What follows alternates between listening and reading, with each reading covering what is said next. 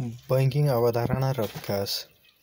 बैंकको परिचय। Bank Italian भाषाको बैंकोबाट विकसित भएको शब्द हो जसको अर्थ बेन्च हुन्छ, जहाँ प्राचीन कालमा सफारी तथा गोल्ड स्मिथहरू पैसा राखेर गन्ने तथा लेनदेनको कारोबार गर्दथे। त्यसैले पछि आएर रुपैयाँ पैसाको कारोबार गर्ने ठाउँलाई बैंक भन्न थालियो। पैसा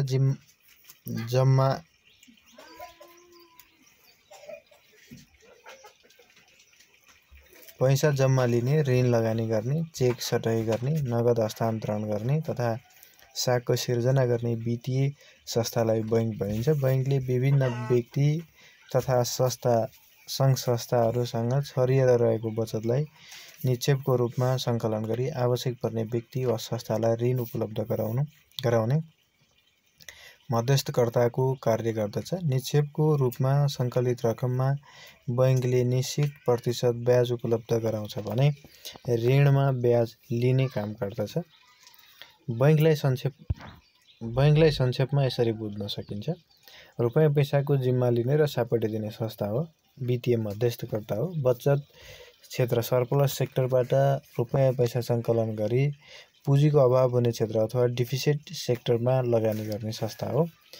त्यसैगरी ऋणीबाट ब्याज लिने र निक्षेपकर्तालाई ब्याज दिने, त्यस्तो ब्याजदरको लेनदेनमा हुने ब्याजदर अन्तरबाट मुनाफा गर्ने संस्था हो। नेपाली वृहत शब्दकोशका अनुसार ब्याज दिएर रुपैयाँ पैसा जम्मा गर्ने र मागेको बेलामा भुक्तानी वा सापटी दिने, लेनदेन, तेजारथ आदि आर्थिक कारोबार गर्ने वाणिज्य सम्बन्धी वा सरकारी र गैर सरकारी संस्था नै बैंक हो। त्यसैगरी जी क्रोदरका अनुसार a bank is a institution which collect money from those who have it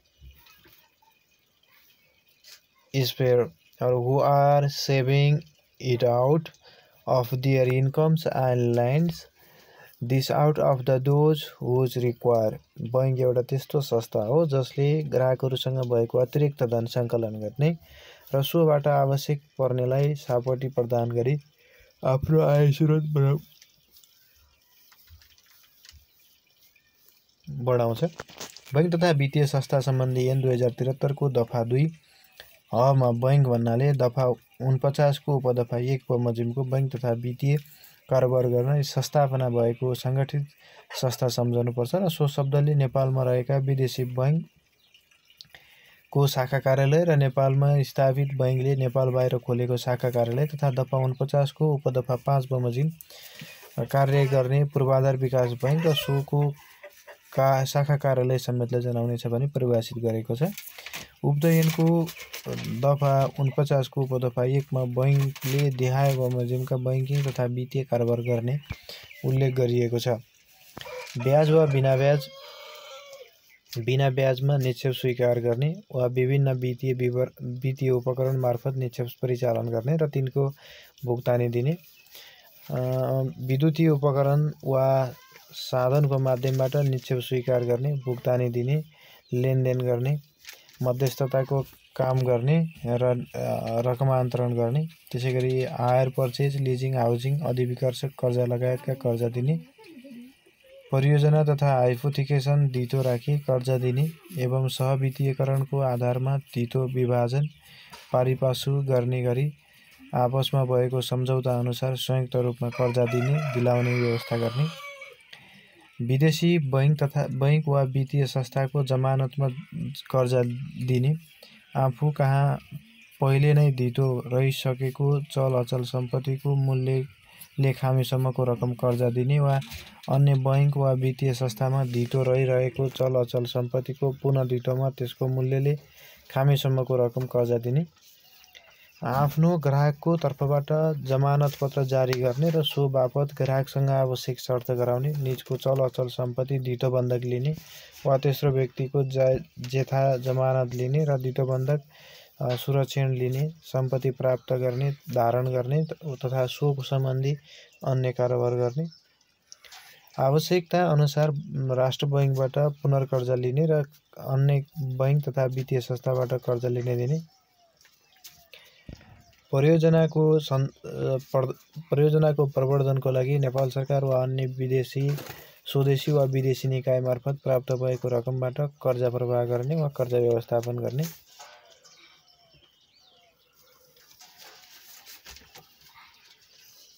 प्रचलित कर्जा अपलेखन विनियमावलीको अधीनमा रही कर्जा अपलेखन गर्ने, पुँजीकोष पूरा गर्ने प्रयोजनको लागि सेयर, डिभेन्चर, ऋणपत्र आदि जारी गर्ने, प्रतिज्ञापत्र, विनिमय पत्र, प्रतिज्ञापत्र, चेक, यात्रु चेक, ड्राफ्ट वा अन्य वित्तीय उपकरणहरू निष्कासन गर्ने, स्वीकार गर्ने, भुक्तानी दिने र डिस्काउन्ट गर्ने वा खरिद बिक्री गर्ने, विद्युतीय कारोबारका लागि डिजिटल वा कार्ड लगायतका विभिन्न उपकरणहरू जारी गर्ने, स्वीकार गर्ने, व्यवस्थापन गर्ने र सो सम्बन्धी कार्य गर्ने एजेन्ट नियुक्ति गर्ने। प्रचलित कानुनको अधीनमा रही विदेशी विनिमय कारोबार गर्ने, राष्ट्र बैंकले तोकेको सीमा, शर्त वा निर्देशन बमोजिम सरकारी कारोबार गर्ने, नेपाल सरकार वा राष्ट्र बैंकले जारी गरेको ऋणपत्र खरिद बिक्री गर्ने वा साकार गर्ने, नेपालभित्र वा विदेशमा विनिमय पत्र, चेक वा अन्य वित्तीय उपकरणहरूद्वारा रकम पठाउने वा चलान गर्ने, विदेशीबाट विप्रेषण प्राप्त गर्ने र सोको भुक्तानी गर्ने, ग्राहकको निमित्त कमिसन एजेन्ट भई सेयर, डिभेन्चर वा सुरक्षाको जिम्मा लिने, खरिद बिक्री गरिदिने, सेयरको लाभांश, डिभेन्चर र सुरक्षाको ब्याज आदि उठाइदिने र सोको लाभांश, मुनाफा वा ब्याज नेपालभित्र वा विदेशमा पठाउने, ग्राहकको लागि सेफ डिपोजिट भल्टको व्यवस्था गर्ने, वासलात बाहिरको कारोबार गर्ने, विपन्न वर्ग, न्यून आय भएको परिवार, दैविक प्रकोप पीडित तथा मुलुकका कुनै क्षेत्रका बासिन्दाको आर्थिक उत्थानको लागि व्यक्तिगत वा सामूहिक जमानतमा राष्ट्र बैंकले तोके बमोजिमको रकममा कर्जा दिने, आफू तथा अन्य बैंक तथा वित्तीय संस्थाहरूबाट कर्जा लिन वा कुनै प्रकारको सुविधा लिने ऋणी वा ग्राहकको विवरण, सूचना वा जानकारी राष्ट्र बैंक, सम्बन्धित निकाय वा अन्य बैंक वा वित्तीय संस्थाहरूबीच लिने दिने, सुनचाँदी खरिद बिक्री गर्ने, परियोजना स्थापना, सञ्चालन र मूल्याङ्कन सम्बन्धी अध्ययन, अनुसन्धान, सर्वेक्षण गराउने तथा तालिम, परामर्श र अन्य जानकारी उपलब्ध गराउने, एसएन र प्रचलित कानुन बमोजिम आफ्नो स्वामित्वमा आउने सबै प्रकारका जायज यथाको उचित व्यवस्थापन तथा बिक्री गर्ने,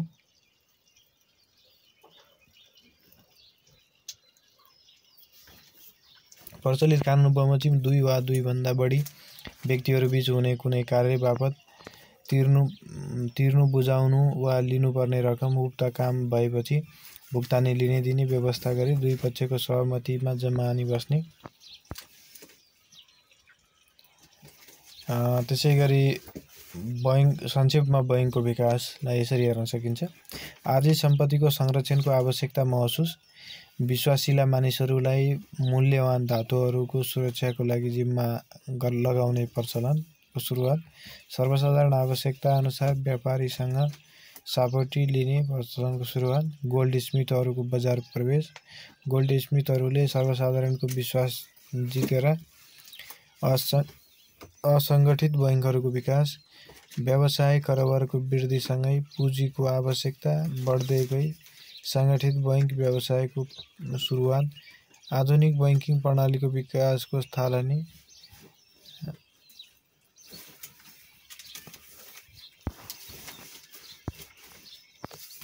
बैंकको उत्पत्ति तथा विकास। बैंक व्यवसायको उत्पत्तिको समय यकिन गर्न कठिन छ। समाजको विकास क्रमसँगै मानिसहरू समूहमा बस्न थालेपछि उनीहरूका आवश्यकताहरू बढ्दै गए।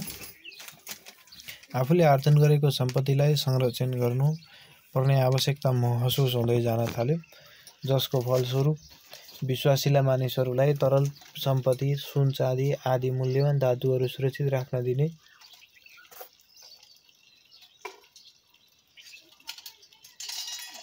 प्रचलन सुरु भयो। पछि आएर त्यो काम विश्वासिला व्यापारीहरूले गर्न थाले। आर्थिक कारोबारको वृद्धि सँगसँगै साङ्गठनिक संस्थाको आवश्यकता महसुस हुन थाले।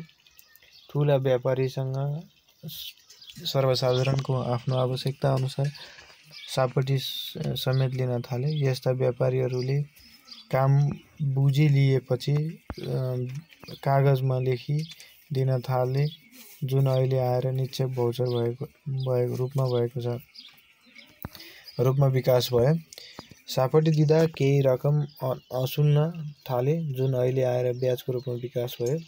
सुनको व्यापार गर्ने समुदाय गोल्डस्मिथहरू पनि कालान्तरमा ब्याजमा आउन थाले। पछि गएर उनीहरूले जनसाधारणको विश्वासलाई जित्न थाले, जसले गर्दा मानिसहरूको सम्पत्तिको जिम्मा उनीहरूलाई लगाउन थाले।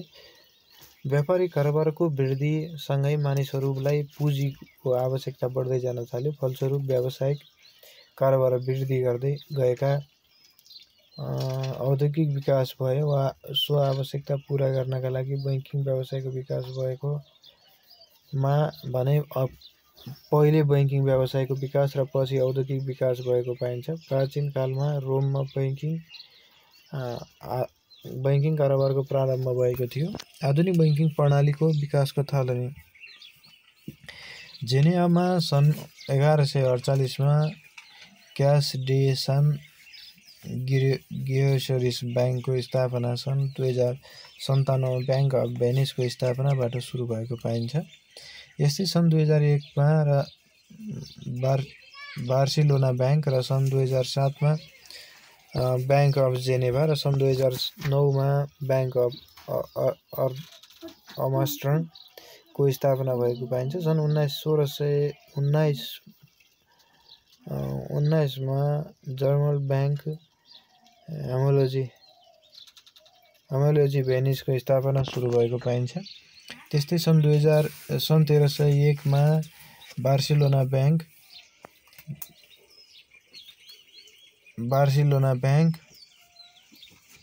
सन् 1407 मा बैंक अफ जेनेभा, सन् 1609 मा बैंक अफ अमस्टर्डम को स्थापना भएको पाइन्छ। सन् 1619 मा बैंक अफ होमब्रुङ को जर्मनीमा, सन् 1694 बैंक अफ इङ्ल्यान्डको इङ्ल्यान्डमा स्थापना भएको थियो। त्यस्तै सन् 1791 मा बैंक अफ युनाइटेड स्टेट्सको स्थापना युएसएमा भएको थियो, जसलाई पुँजी बजारको रकमसम्म नोट छाप्ने अधिकार प्रदान गरिएको थियो। यसरी विश्वमा आधुनिक बैंकिङ प्रणालीको विकास भएको मानिन्छ। नेपालको बैंकिङ विकासक्रम। नेपालको बैंकिङ क्षेत्रको विकासक्रमलाई अध्ययन गर्न निम्न 4 खण्डहरूको अध्ययन गर्नुपर्दछ। 1 मा चाहिँ ऐतिहासिक खण्ड, सन् 1937 भन्दा अगाडि नेपालमा बैंकिङ विकासको सुरुवात नेपाली ग्रामीण क्षेत्रका साहु महाजनको व्यावसायिक कारोबारबाट भएको मान्न सकिन्छ। स्थानीय स्तरका साहु महाजनबाट ऋण लिनु वा ऋणीले सामा मुद्रा तथा जिन्सीको रूपमा ब्याज भुक्तानी दिनुपर्थ्यो। त्यस्तो ब्याज साहुको इच्छा अनुसार साधारण तथा चक्रीय ब्याज दुवै हुने गर्दथ्यो।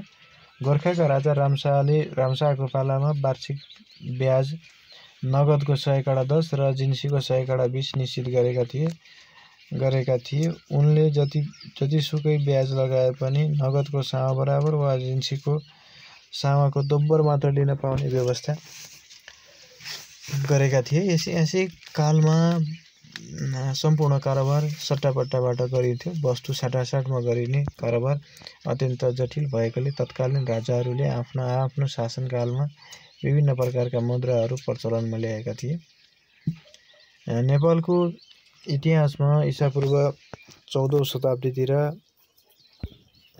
मुद्रा प्रचलनमा ल्याइएको उल्लेख छ। लिच्छवी कालका राजा मानदेव प्रथमको पालामा मानाङ्क मुद्रा र गुणकामदेवको पालामा गुणाङ्क नामक मुद्रा प्रचलनमा आइएको थियो भने कपिलवस्तुका राजा शुद्धोधनले पनि मुद्रा प्रचलनमा ल्याएका थिए।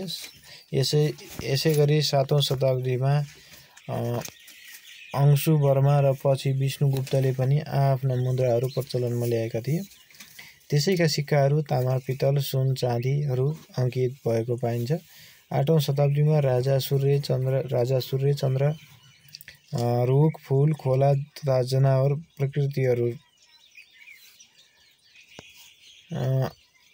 तथा अन्य प्राकृतिक चित्रहरू अङ्कित गरेको पाइन्छ। 8औं शताब्दीमा गुरु कामदेवले कर्जा लिएर काठमाडौँ उपत्यका बस्ती बसालेका थिए। सोही शताब्दीको अन्त्यतिर शङ्करदार साक्य नाम गरेका व्यापारीले काठमाडौँ र भक्तपुरमा जनतालाई ऋण मुक्त गराई नेपाल सरकारसम्म चलाएका थिए। नेपाली राजा जयस्थिति मल्लले जात विभाजन गरी दुई जात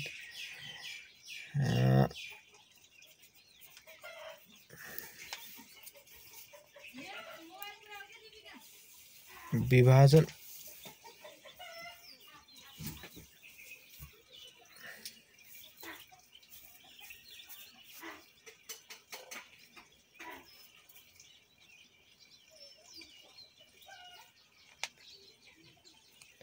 मल्लकालमा मुद्रालाई ढाका मोहर, दुई मोहर, आधा मोहर, सुकी आना, आधनी, दाम र जाबा भनिन्थ्यो। नेपाल एकीकरण पश्चात श्री 5 पृथ्वीनारायण शाहले कौशोतिसखाना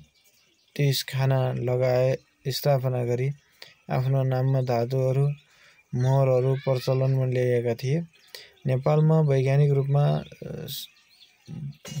रूपमा सिक्काको निष्कासन भने विक्रम सम्वत 1979 मा टक्सार विभागको स्थापनापछि भएको पाइन्छ। यसको संक्षिप्तमा भन्नुपर्दा संक्षिप्त ऐतिहासिक कालखण्डमा परापूर्व कालदेखि नेपाल बैंक स्थापना विक्रम सम्वत 1994 कार्तिक 30 गतेभन्दा ठिक अगाडिको अवधि। सुरुवात ग्रामीण भेगबाट साहु महाजनको कारोबारबाट भएको मानिन्छ। राम शाहको पालामा न्यायोचित ब्याजदर निर्धारण, लिच्छवी कालमा मानाङ्क, गुणाङ्क, नामाङ्क मुद्राहरूको प्रचलन, ईसापूर्व 4औं शताब्दीदेखि मुद्रा प्रचलनमा ल्याइएको। राजा शुद्धोधन, अंशु वर्मा, विष्णुगुप्तले पनि आफ्नो मुद्राहरू प्रचलनमा ल्याएका। तामा, पितल, सुन, फलाम आदि धातुहरूबाट मुद्राहरू बन्ने प्रचलन। रत्नमल्लले तामाका सिक्का, महेन्द्र मल्लले चाँदीका सिक्का तथा प्रकाश मल्लले सुनका असर्फी चलाएका। विक्रम सम्वत 1933 मा रणदीप सिंहका पालामा काठमाडौँमा तेजारथ अड्डाको स्थापना भएको थियो।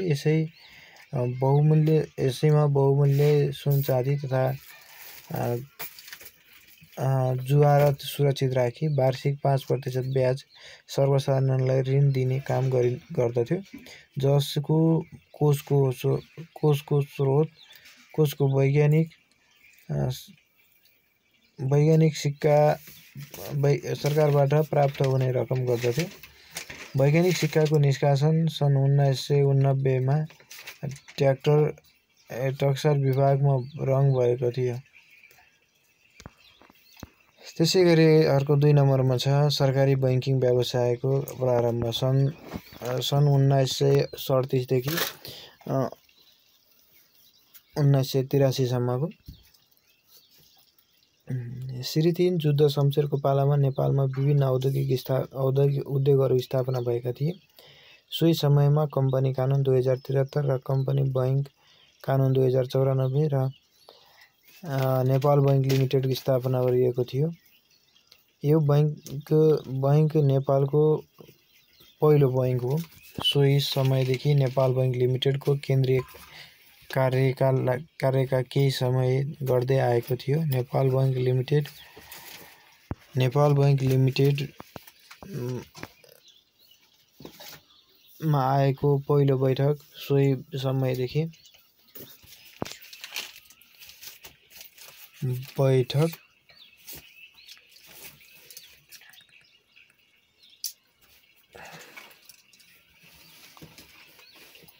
केही कार्य गर्दै आएको छ। नेपाल बैंक लिमिटेड स्थापनाको करिब 18 वर्षपछि नेपाल राष्ट्र बैंक 2012 अन्तर्गत केन्द्रीय बैंकको रूपमा नेपाल राष्ट्र बैंकको स्थापना भयो। केन्द्रीय बैंकको स्थापना पश्चात नेपालको बैंकिङ प्रणालीको विकास द्रुत गतिमा अगाडि बढ्न थाल्यो।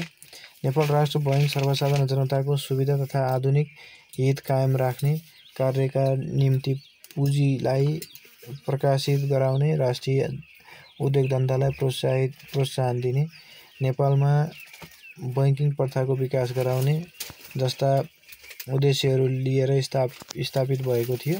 नेपाल राष्ट्र बैंकले सर्वप्रथम विक्रम सम्वत 2016 फागुन 7 गते रु 1, 5, 10 र 100 का दरका नोटहरू निष्कासन गरेको थियो, जसले भारतीय मुद्राको बढ्दो प्रभावलाई कम गरी नेपाली मुद्राको प्रचलनलाई बढाएको थियो।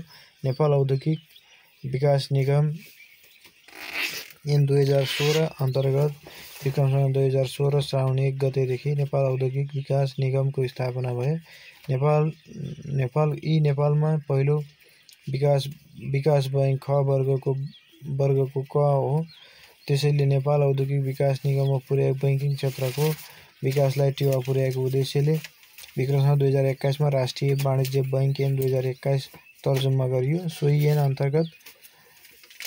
अन्तर्गत विक्रम सम्वत 2022 माघ 10 गते राष्ट्रिय वाणिज्य बैंकको स्थापना भयो।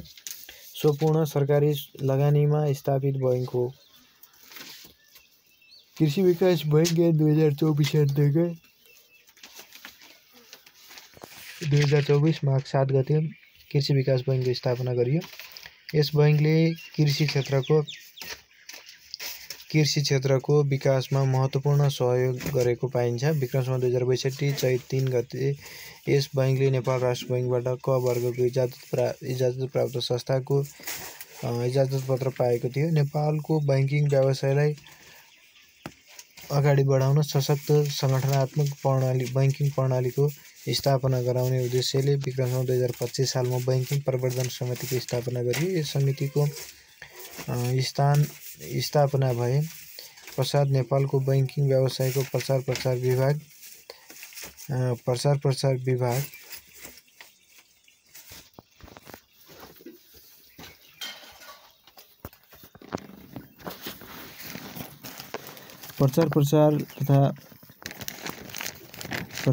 तथा विकासमा महत्त्वपूर्ण सहयोग पुगेको पाइन्छ। नेपालको बैंकिङ प्रणालीमा सरकारी लगानीमा विभिन्न बैंकहरूको विकासक्रम अगाडि बढ्यो दिइएको थिएन, जसको कारणले तेस्रो लामो समयसम्म सरकारी बैंकको एकाधिकार बैंकिङ क्षेत्रमा रहन पुग्यो। त्यसैगरी चौथो छ बैंकिङ प्रणालीमा उदारीकरण प्रारम्भ सन् 1893 देखि 1993 सन् 2003 सम्म। सन् 1980 को दशकमा प्रारम्भ भएको उदारीकरणको स्वभाव रूपमा लामो समयदेखि नेपालको बैंकिङ क्षेत्रमा एकाधिकार गरेको प्रारम्भ भएको छ। उदारीकरणको प्रभाव स्वरूप लामो समयसम्म नेपालको बैंकिङ एकाधिकार बैंकहरूको प्रतिस्पर्धा नजिक छ।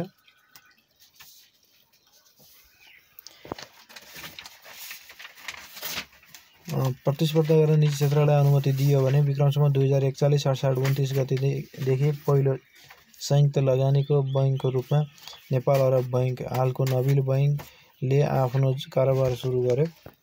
उक्त बैंकको स्थापना दुबई बैंक लिमिटेड र नेपाली लगानीकर्ताहरूको संयुक्त लगानीमा भएको थियो। फ्रान्सको इन्डो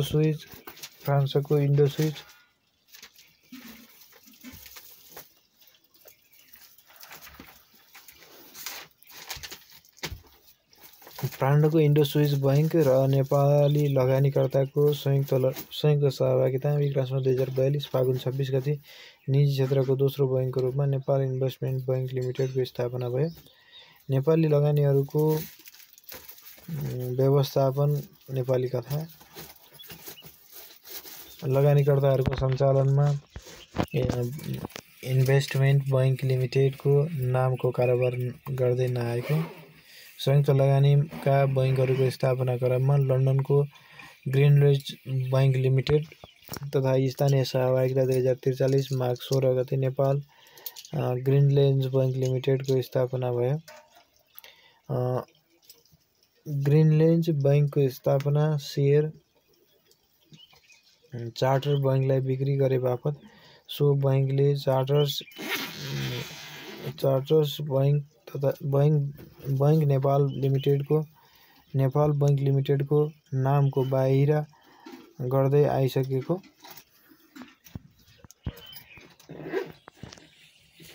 संयुक्त लगानीका बैंकहरूको स्थापना क्रममा लन्डनको ग्रिनल्यान्ड बैंक लिमिटेड र स्थानीय सहभागितामा विक्रम 2043 माघ 16 गते नेपाल चार्टर्स बैंक लिमिटेडलाई बिक्री गरेर प्रस्तावित सो बैंकले 2049 माघ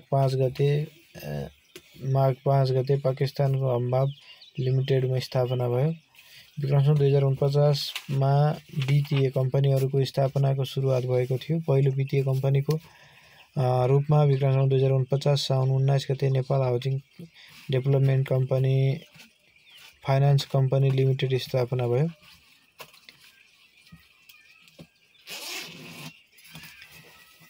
पश्चात सो बैंकले स्टारडम र स्थानीय लगानीकर्ताहरूको सहभागिता हासिल हिमाल बैंक लिमिटेडको स्थापना भयो। विक्रम 2049 मा वित्तीय कम्पनीहरूको स्थापनाको सुरुवात भएको थियो। पहिलो वित्त कम्पनीको रूपमा विक्रम 2049 श्रावण 19 गते नेपाल हाउसिङ लिमिटेडको फाइनान्स कम्पनीको लिमिटेडको स्थापना भयो भने विक्रम 2049 फागुन 17 गते पूर्वाधार ग्रामीण विकास बैंक लिमिटेडको स्थापना भयो। त्यसै गरी अर्को टपिक छ खुल्ला बैंकिङ व्यवसायको विकास। सन् 2004 देखि पछाडिको अवधि लागू भए पश्चात विक्रम 2060 मा बैंक तथा वित्तीय संस्था सम्बन्धी अध्यादेश 2060 लागू भए पश्चात कृषि विकास बैंक ऐन 2024, वाणिज्य बैंक ऐन 2061, नेपाल औद्योगिक विकास निगम ऐन 2046, वित्त कम्पनी ऐन 2042, विकास बैंक ऐन 2052 खारेज भए। सो अध्यादेशले सम्पूर्ण बैंक तथा वित्तीय संस्थाहरूलाई एउटै प्रणालीभित्र ल्याउने प्रयास गरेन। यसले बैंकिङ जगतमा नयाँ अवधारणाको विकास पनि गरायो। साथै वित्तीय क्षेत्रमा भएका क, ख, ग वर्गका वर्गीकरण गर्ने कार्य गर्यो। यो अध्यादेश लागू भएपछि नेपाल राष्ट्र बैंकको नेपालमा बैंक प्रणालीलाई एउटा स्तर निर्धारण गर्यो। बैंकिङ विकासको क्रममा नेपाल राष्ट्र बैंक ऐन 2058 लाई विक्रम 2063 मा प्रथम साथै 2073 मा दोस्रो संशोधन गरी नेपालको वित्तीय क्षेत्र तथा राष्ट्र बैंकको आफू नियन्त्रण रहने गरी कानुनी व्यवस्था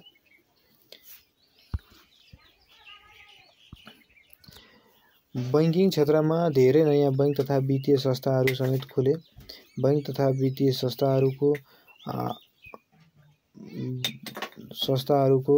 क्रममा अगाडि बढ्दै जाँदा 2078 असार मसान्तसम्म बैंक तथा वित्तीय संस्थाहरूको सङ्ख्या 1,33 पुगेको छ, जसमा वाणिज्य बैंक 27 वटा, विकास बैंक 18 वटा, महालक्ष्मी बैंक 7 वटा र लघुवित्त वित्तीय संस्था 70 वटा र पूर्वाधार विकास बैंक 1 वटा रहेको छ। यी बैंक तथा वित्तीय संस्थाहरूका प्रतिक्रिया भरिएका छन्। त्यसबाट भविष्यमा बैंकिङ व्यवसायमा पूर्णता पाउन सोचेको सोचले सञ्चालन गर्ने गर्दछ। त्यसैले वर्तमान अवस्थामा बैंकिङ व्यवसाय पूर्णता सेवा गराइको आवश्यकता र पहिचान अनुरूप सञ्चालन गर्नुपर्दछ। हस्त, धन्यवाद।